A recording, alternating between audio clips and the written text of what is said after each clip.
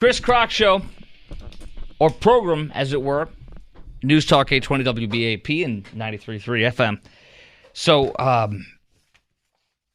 this is something else. By the way, Brad Barton, our chief meteorologist here on News Talk 820 WBAP and 93.3 FM, will be joining us at 9:15. Wait, 9:15? Yeah. So much flying through my head right now. And then at 9:30, we're going to talk about the weather conditions, how to drive in them, and some other stuff about this freezing cold weather. It's going to slam us hard on Sunday night into Monday morning. Oh. But first, here you go.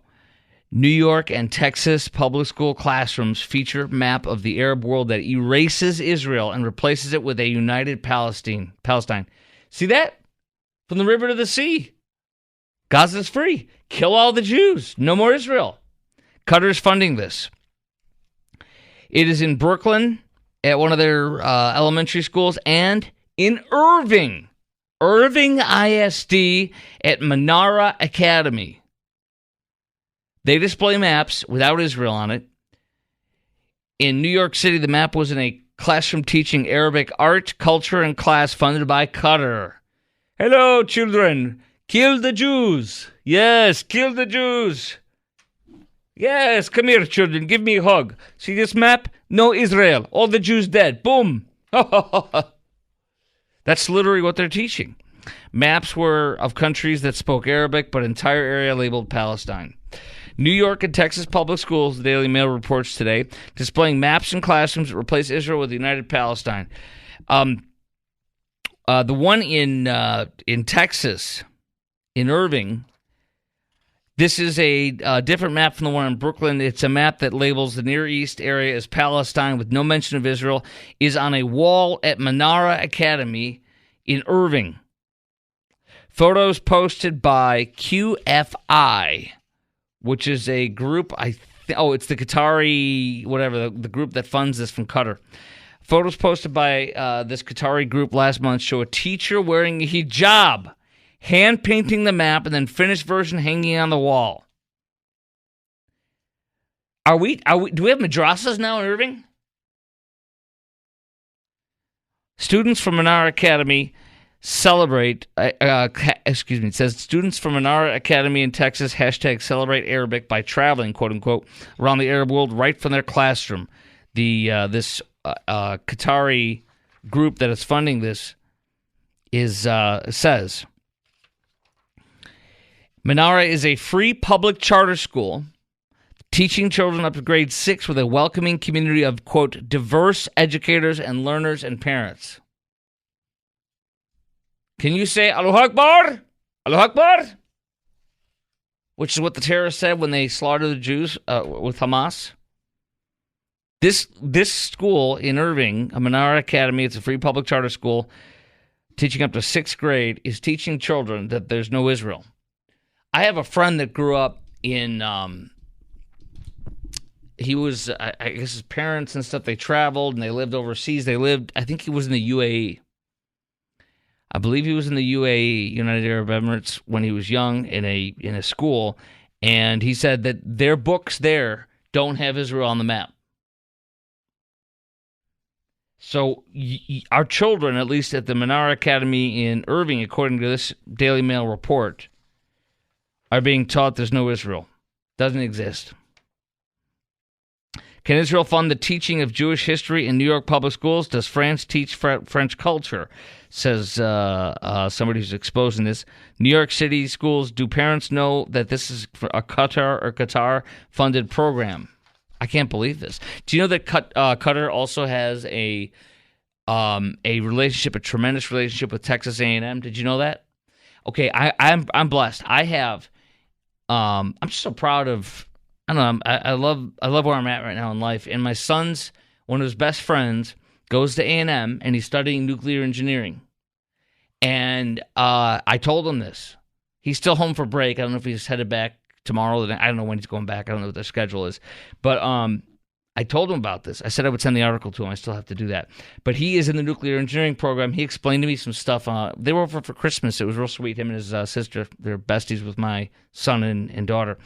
And he was explaining how this nuclear thing works. I'm like, holy crap, this stuff blows my mind.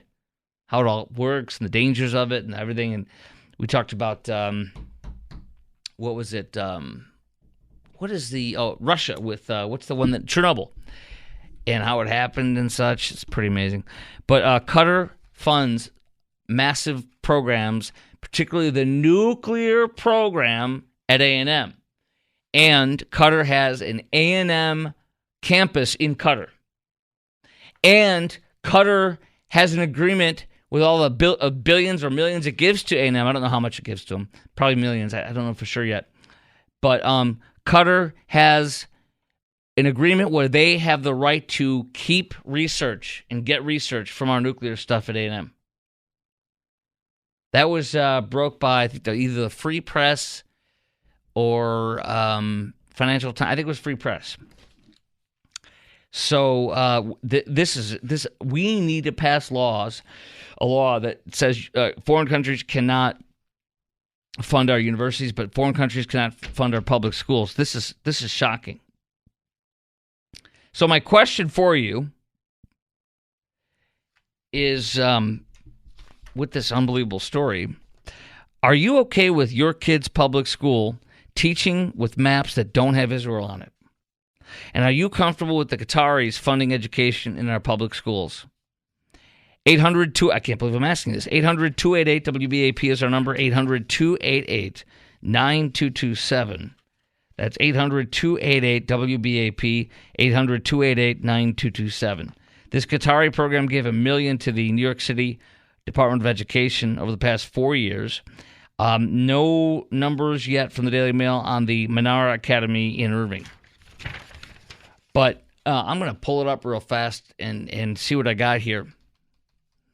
Here we go. I got it right here. Menara Academy, Irving Elementary. Okay. It's got 2.5 stars out of 5. So that seems to make sense to me. I don't see anything about we're a great Islamic school here. Dang. Oh, wait. Okay. There's maybe it's a Islamic-based learning academy. I have no idea. There's a woman in a hijab on the front. Who knows? All I know is that it is funded by public schools, by Irving Public Schools, in our Texas tax dollars. So this is something that our governor needs to know about, and our politicians need to know about. This is amazing. Yeah, I'm seeing several pictures with women in hijab, so maybe it's an Islamic type of charter school. I don't know. Man, how do you grow up hating Jews?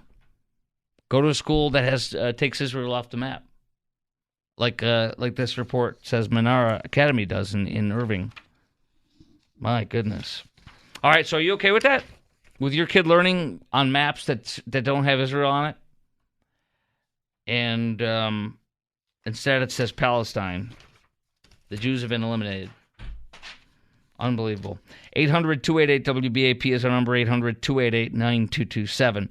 Coming up next on the Chris Krok Show, we're going to talk to my buddy and everybody's favorite meteorologist, Brad Barton, here from News Talk 820 WBAP. How bad is it going to get? What's it going to be like compared to previous difficult winter storms that we've had, or winter cold weather?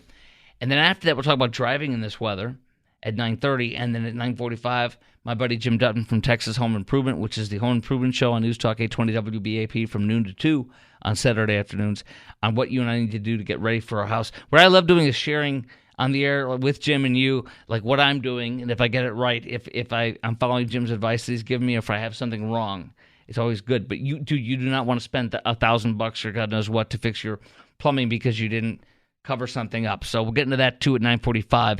All that's next. Chris Krok Show, News Talk 820 WBAP. Okay, Brad Barton, our chief meteorologist at News Talk 820 WBAP and 93.3 FM, joining me live on the Chris Krok program about the weather. Brad, are you in demand right now or what? Oh, everything's still fairly quiet, but it's going to start to get crazy, I would think, Friday night, Saturday into Sunday, that sort of thing. So that's interesting, Brad, because Today it was ridiculous. I mean, it was like 65 and sunny. It was beautiful. What's up with that? Beautiful day. Yeah. We were up in the 60s. In fact, there's a cold front. The first cold front is trying to come through tonight, overnight. That could produce actually a few thunderstorms. But what's going to happen is that we're going to see two cold fronts come through, one tonight through tomorrow, which I'm not sure what our low will be tonight. It could be near freezing. That's by morning, with very blustery northwest winds up to 45 miles per hour. And we will get a little rain out of it. We could probably some rain and scattered thunderstorms around midnight here. Could become severe weather in east and northeast Texas early tomorrow morning. But right now, that's where we think the worst of the weather is going to be, kind of in the Arklatex. Okay. We could see some showers and thunderstorms here tonight, and then it's going to be real blustery and cold tomorrow with a high only in the 40s and winds out of the northwest 45 miles an hour. Okay, that's getting real right there. So tomorrow that'll hit. So this is I saw we got cold front number 1. That's what you're talking about tonight into tomorrow morning. Correct. Yeah, and then do we go back up for a little bit and then go back down or no? Yeah, right. You got it. You've been paying attention. I appreciate that. Well, thank you. Thank you. Yeah, Saturday we'll be up to about 52, 53 degrees, and then the bottom falls out. Then the cold front comes in. This one is coming in kind of from the northwest. It's a Pacific cold front. Has a little bit of Arctic air with it, but it's Pacific. This time of year, you get something that gives you a low near freezing and a high in the 40s the next day. That's pretty normal. And Friday night's low will be near freezing. Saturday midday high, probably 53 degrees.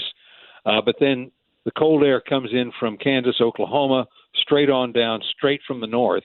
And we'll see a very sharp drop in temperatures. We'll go from, let's say, a high of 53 in the Dallas-Fort Worth area on Saturday to a low early Sunday morning of 17 degrees. I knew it would come in on Sunday morning because everybody's like, oh, Monday. No, you're saying, so the time to, put your snowsuit on and freak out is Saturday night into Sunday morning. Is that correct? Well, that's when the cold weather comes in, yes. And that part of the forecast changed last night. We were expecting the front earlier to come in actually sometime on Sunday, maybe 10 or 12 o'clock, kind of during the church hour. But now we're thinking it's going to come in probably by 5 or 6, going to start moving in 5 or 6 o'clock Saturday night. And by Sunday morning, we're going to be down to maybe 17 degrees. And we're going to be looking at a wind chill of, let me bring that back up here, probably single digits. And it's not going to get much better for the next couple of days. But we get up to 51 on Saturday, and then this doesn't want to update. But I know pretty much what we're talking about. We're talking about wind chills, single digits Sunday morning. And Sunday night, it's going to be ridiculous. Sunday night, we could see, actually Sunday afternoon, we could see, let me give you a chance here, the coverage mix area. Okay, it's it's up to 50%. So, yeah, we'll see a little bit of freezing drizzle Sunday night into Monday morning. Freezing drizzle, maybe a little freezing rain. Now, the colder we get, the faster we get cold. That's the key. If we can get cold quickly enough, we'll turn into sleet or snow. Do you think we're going to get snow then? I don't know what form the precip is going to be. I can't nail that down yet. Come on! It depends on how thick this cold front is going to be. And cold air can be very cold air at the surface and still be warmer than that aloft. And that produces freezing rain and sleet as opposed to snow. So I got a question. Monday morning, the bottom line is Monday morning, ML King holiday, could be a problem. Okay, so thankfully for a lot of people they have the day off anyway, but hopefully for them. But the question I had for you too is twofold. Is it normal because we're seeing that ERCOT's saying we might have power issues? Is it normal to have Texas-wide temperatures below freezing at this time of the year? I mean, isn't it kind of normal? I'm like, this shouldn't be an issue is what I'm saying overall. It's not abnormal in my opinion, is it? No. I mean, we're getting into mid-January. These are our coldest months mid-January through mid-February, that's really our coldest time. Now, a low of 17 degrees Sunday morning, a low of 12 degrees Monday morning, and a low of 11 degrees Tuesday morning, that is sharply below our norms for this time of the year. But we just don't normally get that cold. The idea that we're going to have statewide temperatures below freezing is not abnormal, though, you said, right? Because it's I'm not. You're right. Yeah, we may see freezing temperatures as far south as the Lower Valley. Frankly, I haven't checked that out. But for here, we'll be below freezing for probably, at least I would think, 72 hours and maybe longer. And you get lows in the teens.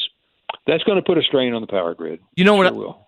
Yeah, you know what else too? You said we said three days, 72 hours below freezing. So that's where the pipes freeze. People will have problems because they had their head up their butt and they didn't pay attention to taking care of the house the proper way before the storm comes in. My question for you is when do we need to make sure our pipes are covered up by? Would that be Saturday afternoon probably or Saturday night? Yeah, Saturday will be the best day to do it now. Today was the best day. Hey! These were the golden hours today. But, tomorrow will be pretty blustery with a northwest wind up to 45 miles an hour. So it's going to be a little difficult to tarp your pool equipment in those conditions. Yeah. But beyond that, Saturday's decent with a high of 53 and actually southwest winds for a while up to 20 miles per hour. So you're going to have a nice little window on Saturday to finalize your preparations, disconnect the hoses, do all the stuff outside.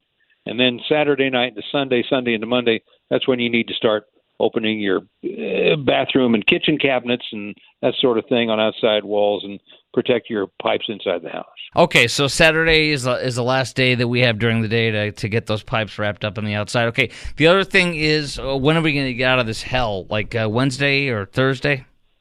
We're looking at probably getting above freezing sometime Wednesday noon. Wednesday's high will be in the mid-40s. But again, Wednesday morning we start off at 19 degrees, so we're going to have to wait until probably 10 or 11 o'clock to get above freezing Wednesday morning. Okay, so we should be out of the woods Wednesday night. Is that what I'm hearing? Oh, yeah, maybe Wednesday morning, maybe Wednesday midday. But okay. Yeah. Mm-hmm. Brad Barton, our chief meteorologist at News Talk 820 WBAP and 93.3 FM. Thank you, my friend. And then please go to bed. I know you got to get up early. All right, man. Take care. There he goes. All right. So coming up next, we've got some interesting questions. Will the grid hold up? And how do you drive in this weather? And then at 9:40, this upcoming, not this weather. This weather's great. Just go on autopilot. But the upcoming weather. And then also what you need to do to get your home ready. We'll talk to Jim Dutton from Texas Home Improvement coming up at 9:45 as well on the News Talk and Chris Krok Show on News Talk 820 WBAP and 93.3 FM. Chris Krok Show, News Talk 820 WBAP. More action on the border. We'll get to that at 10 o'clock on the Chris Krok Show. But first, one of the many things we're going to talk about with this weather is how to drive in this weather, and advice also on what you should pack in your car when driving. So very interesting, some of the different articles they have about this on the Dallas Morning News today.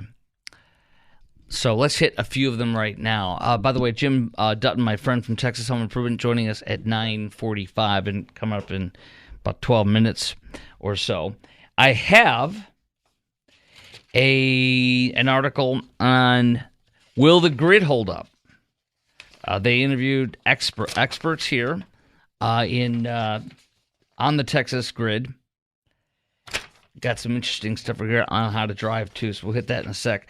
But the grid, will it hold up in the freeze? This is the question we all want to know, right? Can I tell you something? I was blessed. Some of us out there in North Texas happen to live in certain areas where we didn't get shut down. I'm not saying if it happens again we won't get shut down, but I will tell you this: it's funny. Me and all my neighbors speculate like why we didn't get shut down. A hospital that's not too far away, city office, city hall. You know, we don't know. We have no clue. but we were spared when most people weren't. That was amazing. And that was one of the many reasons when we, I told you we did a big major construction project on our house, added, 400 and some odd square feet to the house in what seemed like an eternity. In fact, we named my house there under construction Our Lady of Perpetual Construction. Blessed be her name. If she was a Catholic church, that's what our house would have been called. But it's over. But one of the many reasons why we said instead of moving and being in competition with all these Californian people that are paying $25,000 to $50,000 cash over, and I'm like, we're like, I told my wife, I'm like, we're not moving in. We're already here. Why would I spend all this extra money that I don't need to do, right? So we decided to build. And one of the other things, I swear to you, I thought about was, hey, man, when the emergencies happen, we don't get shut down. I don't know why, but we don't. I'm staying right here. It was not too far after that when we made that decision, after it went down 2 years ago. Winter Storm Uri is what it was called, if you recall. But here's a couple of experts that CBS 11 interviewed, energy or experts. With the grid, we've done a lot since Uri, the winter storm we had 2 years ago. We have done a lot of winterizations to the generators so they don't fail like they did. My confidence level is pretty high, says one. I'm not saying we can't have blackouts. We certainly can, but from a generation capacity point of view, I think we're in really good shape. We don't have enough supply to meet demand in a situation like we had 3 years ago. Say that again. We don't have enough supply to meet the demand. Ooh, said another person. What? We don't have enough supply to meet the demand. Whoa. Now, one guy says, I just think there are two different sources. One would say 8 different scores. Talking about scoring the grid. 2 different scores. One, I would say, is 8 out of 10 in confidence that it wouldn't be as bad as 2021, but only about a 3 in confidence that wouldn't be any outages at all. So there still could be some, guys. There still could be some. I ain't turning my power, lowering my power usage, by the way. And I don't expect you to either. How about driving? This is always a favorite of mine. Growing up in the Midwest, and then, but I'm not going to lie to you here. I've been in the South and Southwest now for a long time, man. I was about 4.5 years, I think, in Georgia, and then 14 years here, so we're getting close to 20 years. I've been spoiled, where I'm not in the cold areas of the country, and I like it. So, but it's always funny to see people talk about how to drive and some of the advice they give and how many of the stupid things you see. That horrible crash that went and killed people in Fort Worth, remember that on 35? Okay. That the some of the things that are coming out on that was speed.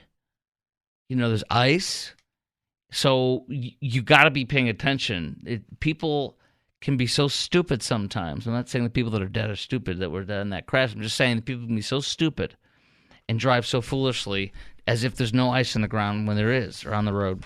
So here's some advice from the Dallas Morning News that I will either agree with or not agree with. Check your vehicle in good working condition year-round, doing routine checks. That's common sense, dude. Routine maintenance is a must. Unless you want to pay out the yin-yang for your car to have repairs you don't need to do.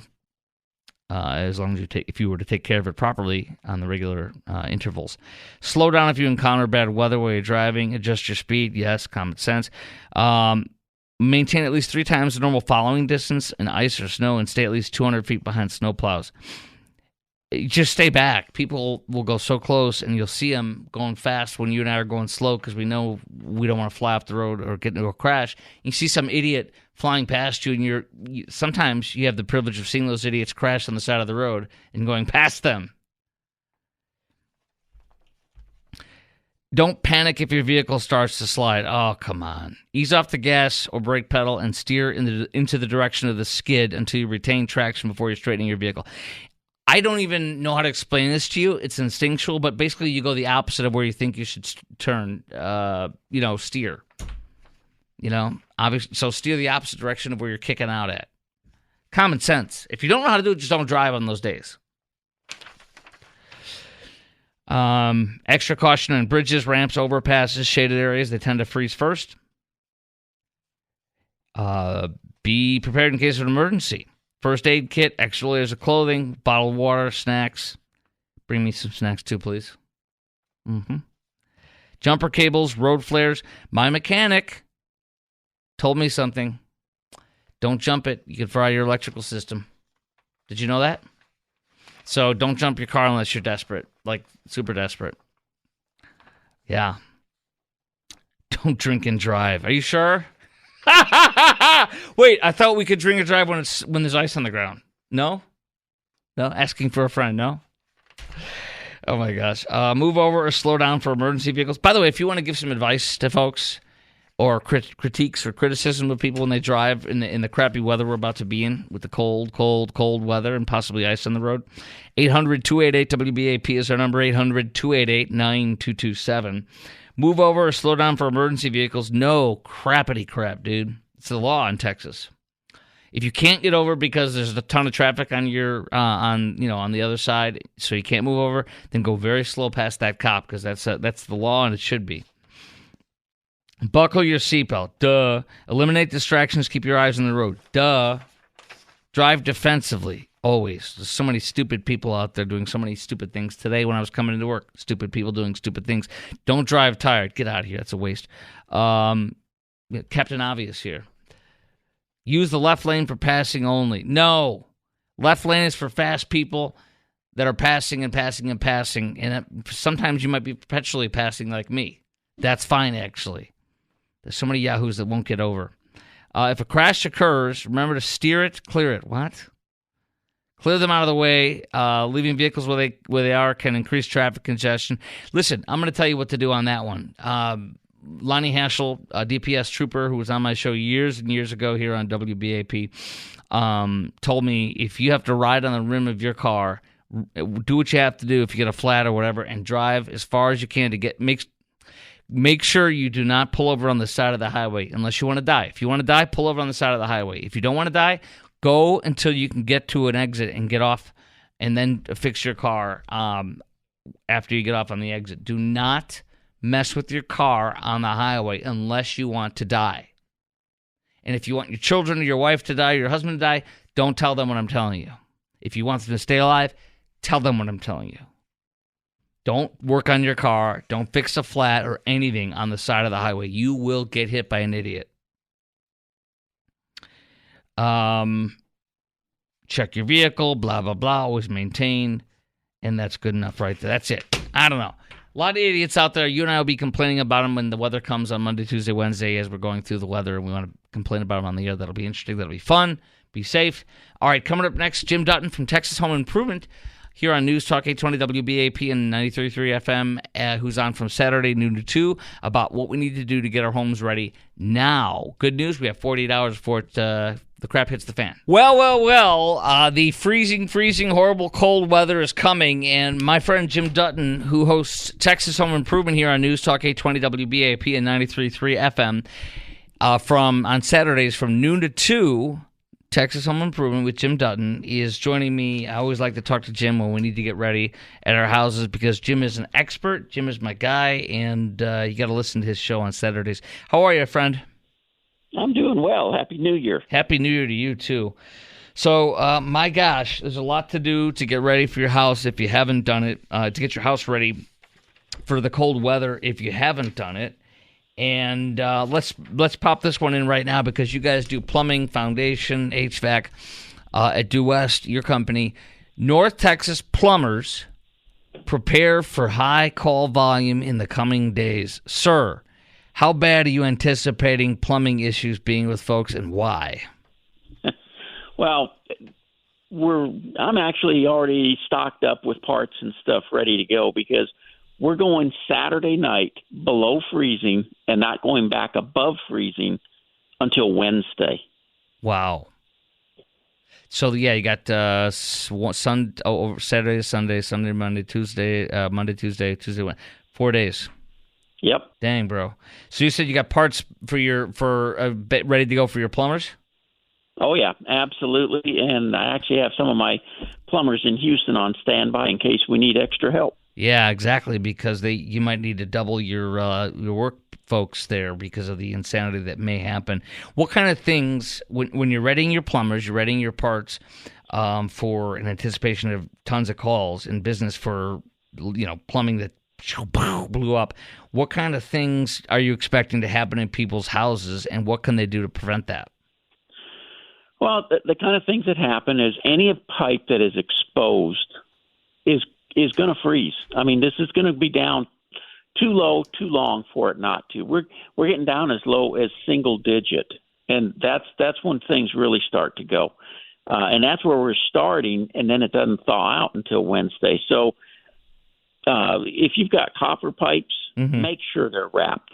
Anything you can cover needs to be covered and wrapped.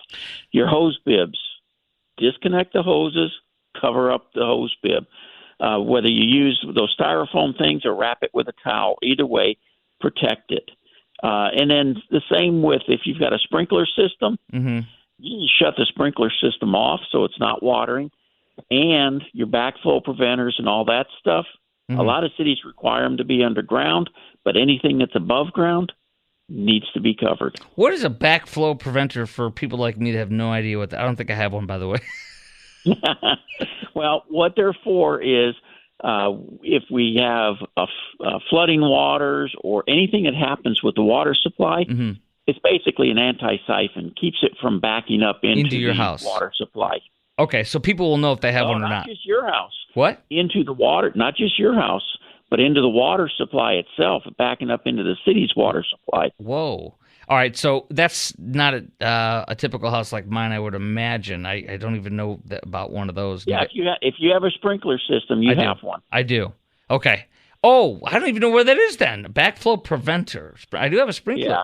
I have no idea where it is. I've never had to cover that up. It's underground. Is that okay? Yeah, underground you don't have to worry about. Yeah, that's where you would turn on and off your sprinkler system, right? From I assume, huh?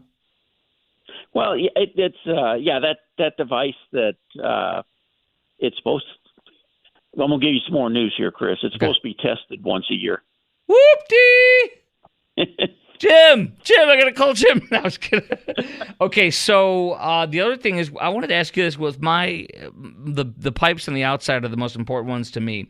So for me, I got the bib that comes out of the ground, and I had that raw exposed pipe. Y'all replaced that for me this past summer, and so I just have one of those foam things. It's probably a 1/2 inch thick foam, maybe a little bit thicker, but it just goes around it, and I tape it all around up and down. Is that good enough if you have one exposed pipe just coming straight up like that on the outside?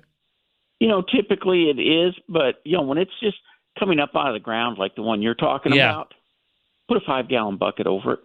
Okay. Boom. Because the heat from the ground will keep the inside of that bucket warmer. Should I still also wrap it up with that? Absolutely. Okay. Well, you don't have to wrap the 5-gallon bucket, just the pipe. Right. I know. Although you wouldn't put that beyond me to think of doing that too. So no. Okay. It's not just you. and at the top of the pipe where the spigot is, wrap that around in what do you call it? Put a towel around it. Yeah, exactly. Okay, here's some of the advice how to prepare for freezing temperatures. I'll just go check off it with you real fast and see what you say. Don't use an oven or gas top stove to heat your home. That's stupidity. That's just sheer Darwinism. Don't do that. Yeah, protect natural gas meters. What the heck? Remove snow and ice from that. That's not going to be a problem. We're not getting hit that much with that. No, we're not getting that. Make sure external vents for dryers and other natural gas equipment are clear. Block dryers and other gas appliances can lead to dangerous buildup of carbon monoxide. I think that's kind of... Now, leaving the faucets to a trickle is stupid, right? You've always taught me that. Yes or no? I tell people all the time, waterfalls freeze. Rivers freeze. Your trickling water faucet can still freeze. The only way to protect them is to wrap everything up and keep it exposed to a little heat. So like under the sinks, open the cabinet doors, things like that. Now, my bathroom, for example, is not on the wall, outside wall, exterior wall, so I don't need to open those cabinets if it's on... If it's on an interior wall, you don't have to worry Correct. about it. Okay. So it's just exterior, which I have some of those in that case. What about if I got a laundry room that's exterior? Do I put a little heater in the laundry room? you typically don't want to leave a space heater unattended, but if you get those radiator style, it's got oil in it. Those ones you actually can leave unattended. So yeah, put that in there. You just put it on low so it keeps the area warmed up. Wait, oil in there? I was confused. There's radiator ones where it's like a quartz or something that heats up. That's not what you're talking about. No, the radiator one, it looks like an old style radiator. Oh, okay. It's still electric, but the fin things are filled with a oil instead of being a coil that heats up. Okay. All right. Well, anything else you wanted to pop on before we wrap this puppy up with you? Probably the biggest thing is anytime you go buy a faucet when it's cold like this, go ahead and flip it on. Just make sure everything is still working. And that way, when you initially do have a problem, you can address it. The other thing is if you got water you're not going to be using, you're going to be leaving or something like that, shut the water supply off to the house. Yes. And drain it. Yes. Okay. Very good. Yeah, that you've taught me that. If you're going out of town, something in this weather, do not shut everything off so it can't burst because there's no water in there. Yep. All right. Jim Dutton, Texas Home Improvement, noon to 2 Saturday afternoons. And he is my guy for plumbing and foundation, everything at Due West Foundation Repair. Jim, thank you very much. Appreciate you, my friend. My pleasure. And, hey, come on out to the Fort Worth Stock Show and see me this Saturday. You should. You'd love to meet Jim. He's a wonderful guy. Thanks, Jim. Talk to you later. Take care, friend. All right. There he goes. Longtime friend, Jim Dutton. Great, great, great guy. All right. Coming up next on the Chris Krok program. My gosh, everything's been blown up with all these different breaking news. Oh, we're going to get back to the illegal thing because I got a lot more news coming out on Governor Abbott and seizing a swath of land where Eagle Pass is at the border. And no, the federal government's been totally kicked out of that whole equation. It's unbelievable. Next.